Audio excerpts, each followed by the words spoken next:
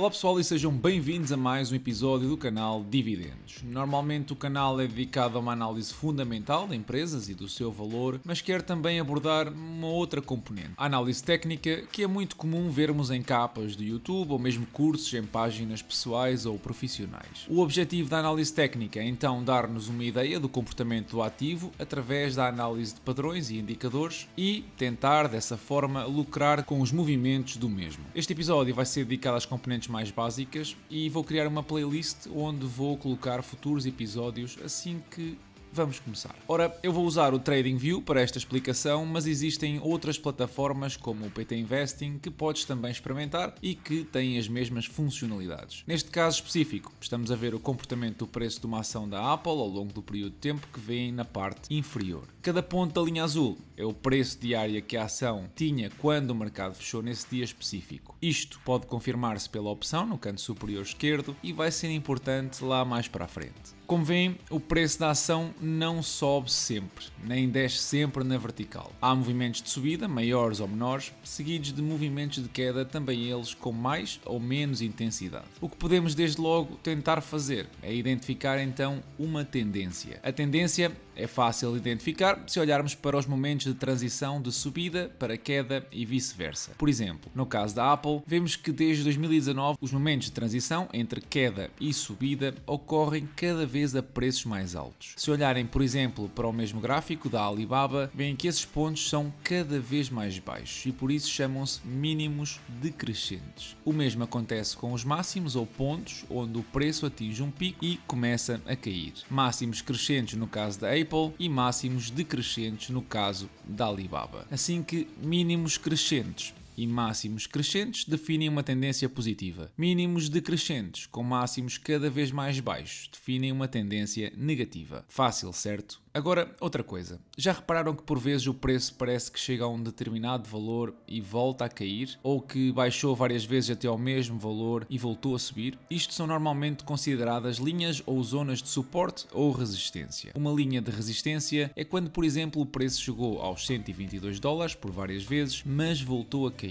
Em teoria, essa resistência à subida do preço é tão mais forte quanto tentativas falhadas no passado. Mas à terceira, por exemplo, a Apple conseguiu superar e manter-se acima. Depois de ultrapassada, essa linha de resistência passa a ser uma linha de suporte ao preço. Reparem como depois de ultrapassados os $122, o preço subiu aos 142 e voltou a cair para a zona dos 120, mantendo-se ali durante uns dias até voltar a subir novamente. Já a zona dos $109 tinha servido de suporte anteriormente com vários testes à mesma. Isto só vai servir para identificar zonas onde a probabilidade do preço se manter ou interromper a tendência é maior. Lembrem-se, zonas de resistência quando o preço está a subir ou zonas de suporte quando o preço está a descer. O método para traçar as linhas não é difícil. Selecionam a opção de linha horizontal e colocam a linha a passar pelo menos por um ponto do gráfico. Idealmente devem usar sempre mais do que um, precisamente pela fiabilidade que mencionei anteriormente. Existem mais formas de desenhar zonas de suporte e resistência, mas são um bocado mais avançadas e veremos num episódio futuro.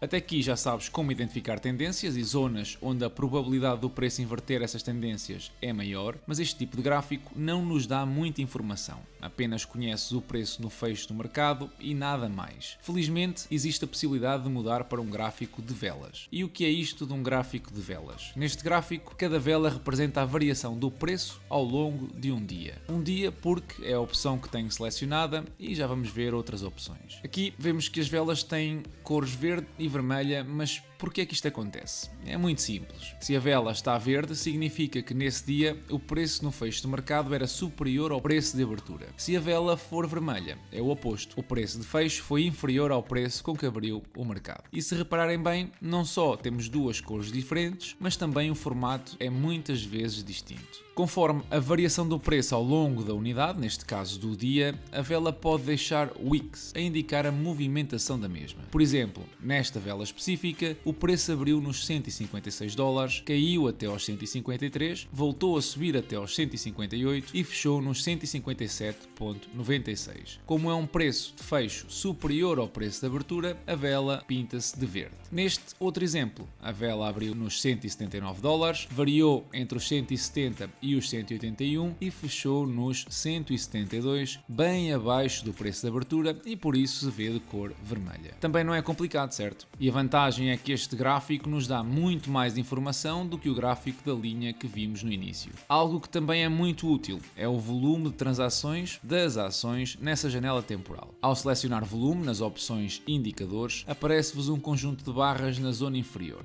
A cor das barras é uma réplica do que já vimos nas velas e o valor de cada uma é dado no indicador no canto superior esquerdo. O volume é importante muitas vezes para perceber a força dos movimentos e como é que as zonas de suporte ou resistência vão aguentar o preço. Normalmente são necessários volumes acima da média para romper essas zonas e, portanto, é um indicador que nos pode ajudar no futuro. Agora, com os conceitos básicos assentes, existem vários tipos de trading que usam estes conceitos e outros indicadores para tomar decisões de compra ou venda. Por exemplo, existem traders que olham para padrões específicos de um conjunto de velas para perceber a direção do preço a curto prazo. Outros procuram usar indicadores como médias, por exemplo, e a forma como elas se intersetam ou como cruzam com o preço para determinar a direção a curto e médio prazo. Neste gráfico eu selecionei as médias simples dos últimos 50, 100 e 200 dias com cores diferentes. Tu podes fazer o mesmo indo em indicadores e selecionando o indicador que vês na imagem. E se reparares, as médias apresentam muitas vezes um comportamento de suporte, como vimos anteriormente com as regiões ou as linhas. Repara neste exemplo da Apple em maio e junho do ano passado, que testou 2 vezes a média dos 200 dias e nunca continuou a cair.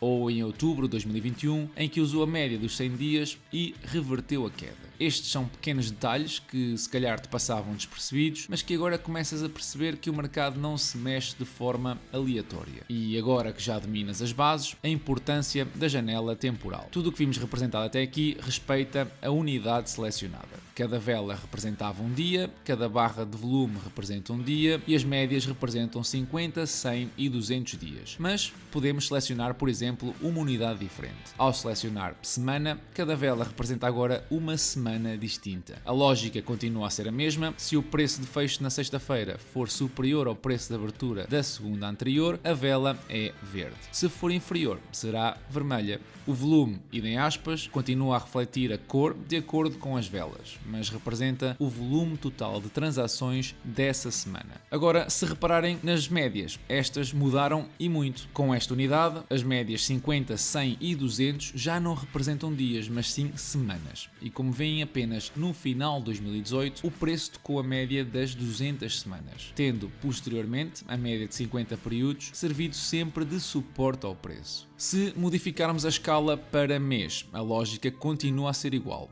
Cada vela e barra de volume representam um mês e também as unidades das médias representam agora meses. É fácil perceber que, ao aumentar a unidade de tempo, a própria linha temporal inferior começa a expandir para nos poder mostrar um histórico de acordo com essas unidades. E também é curioso que a Apple apresentou grandes volumes entre 2004 e 2009 e que agora são praticamente residuais se compararmos com esses tempos. Isto das escalas ou unidades de tempo é importante porque normalmente conseguem-se identificar padrões interessantes com um grupo de 4 a 10 velas, o que te vai ajudar num gráfico mensal a prever comportamentos para os próximos 4 a 10 meses, num gráfico semanal entre 4 a 10 semanas e num gráfico diário entre 4 a 10 dias. Mas isto da análise técnica tem muito que se lhe diga e estes são apenas alguns conceitos básicos que podem servir para começar a explorar mais. Em futuros episódios vamos ver diferentes padrões e identificadores que eu uso para adotar algumas estratégias, sobretudo no mercado de criptomoedas.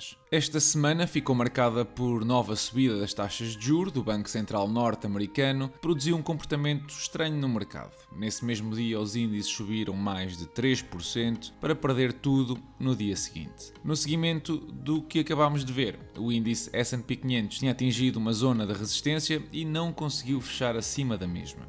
Assim que continua a acreditar que nos próximos dias vamos assistir a um teste à zona dos 3.900 pontos. Apesar da situação atual do mercado ser negativa, este primeiro trimestre do ano até mostrou sinais positivos, com mais de 70% dos relatórios financeiros a baterem as expectativas e, além disso, empresas como a EOG Resources, a UGI, a Discovery ou a própria Apple a subirem dividendos nas últimas 2 semanas, contribuindo assim para aumentar a receita passiva do portfólio. Portfólio esse que está neste momento nos 31% de valorização e que fechou o mês de abril com $47 de dividendos recebidos e leva já 15 neste início de maio. No que respeita a compras ou reforços, aproveitando aquilo que foi a queda desta semana, reforcei a minha posição na VF Corporation e na Adobe pelas razões que expliquei no episódio anterior. Abri também uma posição na Accenture, como tinha prometido no episódio de análise 47. No que respeita a criptomoedas, o Bitcoin continua num processo de consolidação e, na minha opinião, para continuar a tendência positiva. O preço pode eventualmente baixar aos $30.000, que eventualmente aproveitarei para reforçar a minha exposição. No gráfico semanal parece estar a formar-se uma pequena divergência baixista,